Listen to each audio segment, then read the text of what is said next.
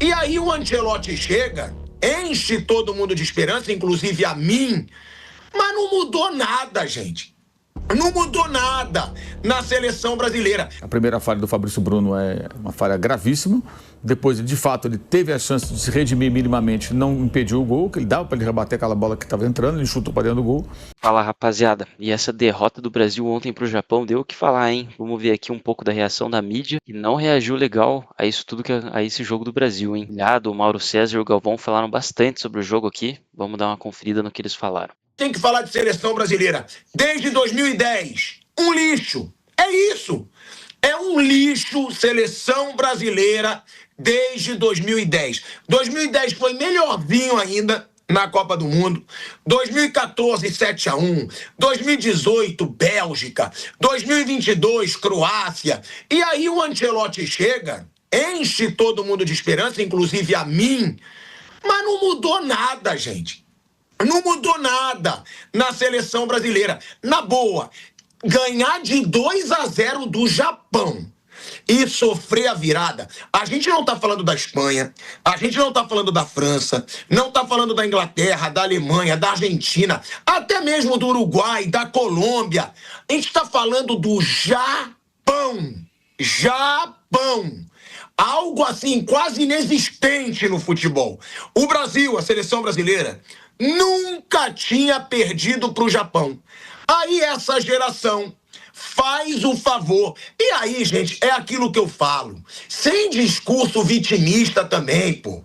Era muito mais legal por parte do Fabrício Bruno, ó, errei, sou sujeito homem, tô aqui para falar, mas vai passar. Aí não.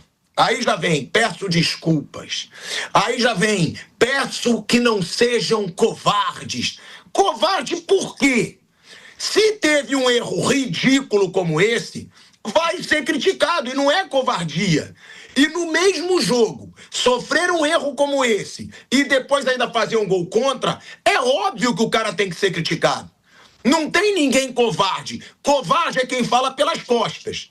Aqui, eu tô falando, foi. Ele é louco, sensacionalista pra caramba, mas aqui ele tá falando a verdade, né, mano? Não tem muito o que falar. O cara errou e errou, mano. Errou feio ainda, o Fabrício Bruno lá. Que entregada ridícula. Ridículo. Foi ridículo o que aconteceu com o Fabrício Bruno. Foi ridículo o apagão que deu na seleção brasileira.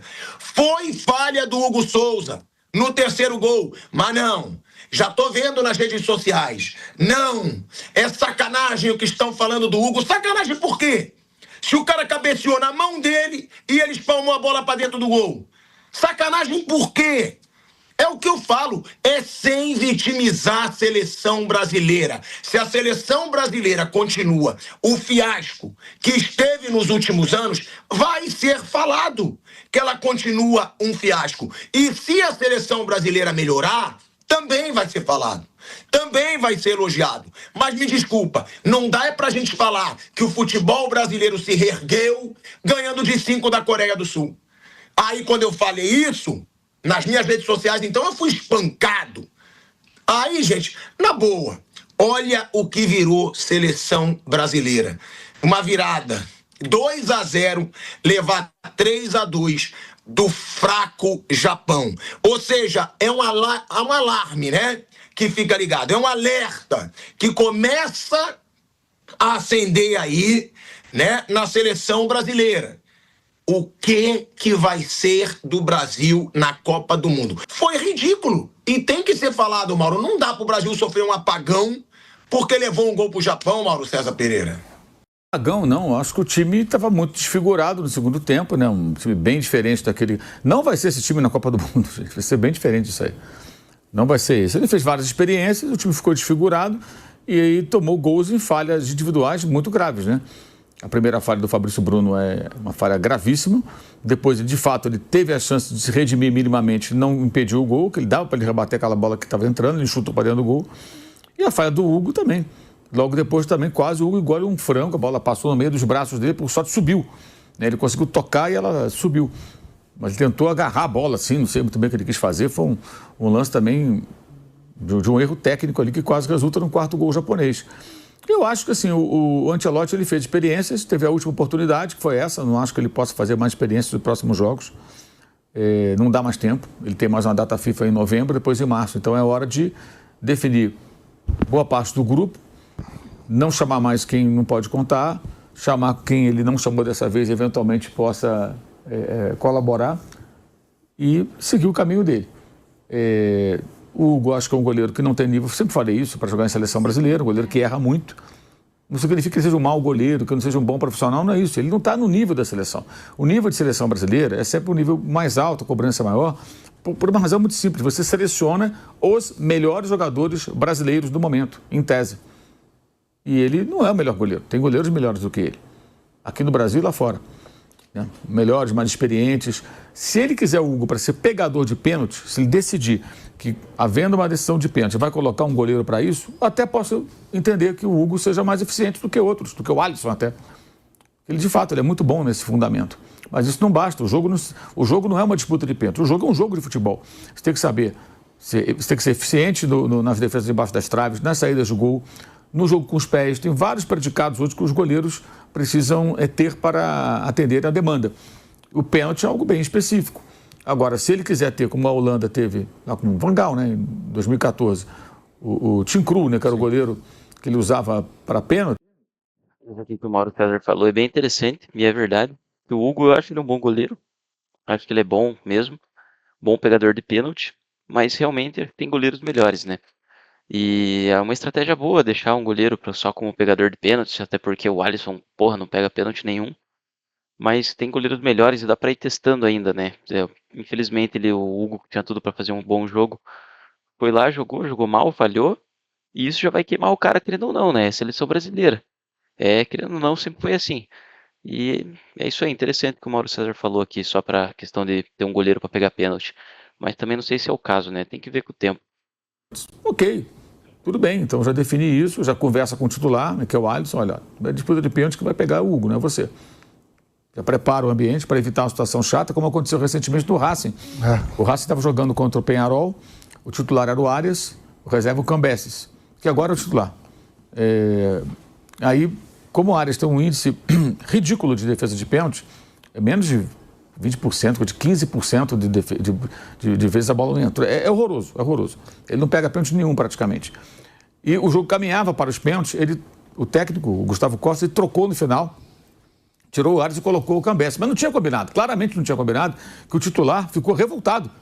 O cara saiu cuspindo a abelha africana. E aí saiu o terceiro gol do Racing e não foi necessário sequer disputar pênaltis, né? Mas isso tem que ser conversado antes, né? Olha, eu trouxe o Hugo, para mim ele é o melhor pegador de pênaltis entre os goleiros brasileiros. Então, se tiver pênalti, Alisson, ele que vai pro gol. Eu vou tirar você e vou colocar ele. E pode acontecer até de não poder trocar, né? De repente, aqui queimou todas as substituições e não poder trocar. Se o jogo pedir as trocas, então, como você pode levar 3 goleiros? Até vai, né? Acho que dá para levar um goleiro para pegar pênalti, se ele achar isso realmente importante. Não me lembro do Ancelotti usar esse expediente antes, mas, enfim, se ele pensar dessa maneira. Agora, para jogar, o Hugo está abaixo de outros goleiros. Eu acho que aqui no Brasil, o Everton é melhor que ele, várias vezes convocado. Não jogava porque os outros dois eram melhores do que ele, o Alisson e o Ederson. Eu acho que hoje o Everson do Atlético é melhor que ele. Para mim, o Léo Jardim do Vasco hoje é melhor que ele, embora não sejam goleiros perfeitos, não, também erram e tal, mas acho que o Hugo está abaixo desses caras, na minha visão. Na minha visão. E o Fabrício Bruno, é a mesma coisa. Existem zagueiros melhores do que ele no futebol. Olha, até o Thiago Silva, veterano, não defendo a convocação do Thiago, não. Acho que a fase dele na seleção passou. Mas até o Thiago é mais zagueiro do que o Fabrício Bruno. E acho que o primeiro gol do Japão é fruto de uma autoconfiança que o Fabrício tem, que é muito maior do que o futebol dele. Ele é mais autoconfiante do que ele é bom. Ele confia muito nele. Ele fala isso, que ele é mais rápido, ele ganha na corrida. Então, essa autoconfiança, acho que o prejudicou. Ele estava com a bola... Quando foi ver, a vaca estava indo para o brejo. Isso até, é lógico, abala o jogador. Agora, a crítica não significa ser... vai crucificar, ninguém está crucificando ninguém, está criticando como se elogia quando vai bem. Se ele fizesse uma partida soberba, ele estaria sendo elogiado. Faz parte, é assim mesmo. E a mesma coisa o Hugo. E aí tem um detalhe que eu acho que é curioso. Os dois eram do Flamengo. O Flamengo não quis ficar com nenhum dos dois. Vendeu o Hugo, emprestou e depois vendeu para o Corinthians e vendeu o Fabrício para o Cruzeiro. O Flamengo não precisava do dinheiro da venda. Vendeu porque preferiu ficar com outros jogadores, certo? Será que 2 jogadores, que um clube brasileiro que tem que pagar multa rescisória, luvas, contrato, comissão para ter o jogador, abre mão dele. Será que a seleção, que pode apenas apontar, eu quero você, quero você, quero você, não tem que fazer contrato, não tem que pagar a multa rescisória, né? É só usar o jogador. Paga lá parte do salário enquanto está a serviço da CBF. Será que esses jogadores que um clube abriu mão, faz sentido que eles sejam jogadores da seleção brasileira? Será que a avaliação do Ancelotti está certa? Aqui a crítica foi um pouco cruel, né? Que ele tá falando se valia a pena mesmo levar os dois jogadores que eram do Flamengo e saíram do Flamengo.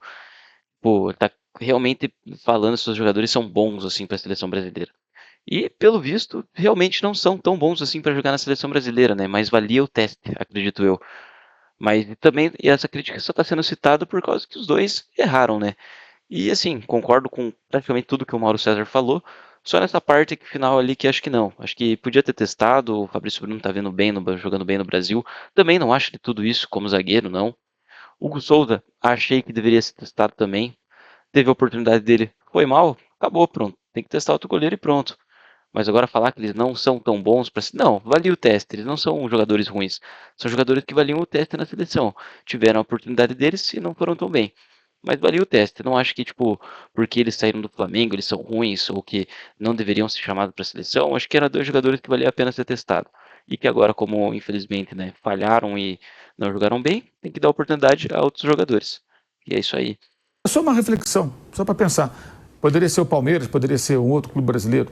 Mas o fato é que o Flamengo não quis ficar com o Hugo e não quis ficar com o Fabrício. O Fabrício seria reserva no Flamengo. Ele queria jogar, então tá bom.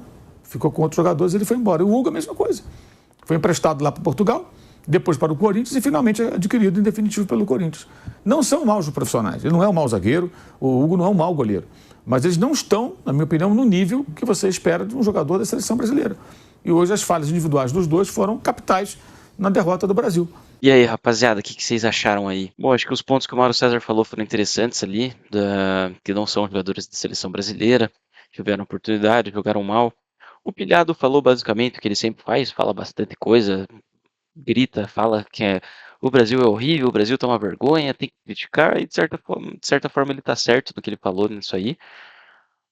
Que o Fabrício Bruno realmente errou, o Hugo Souza errou, e eles merecem as críticas dele.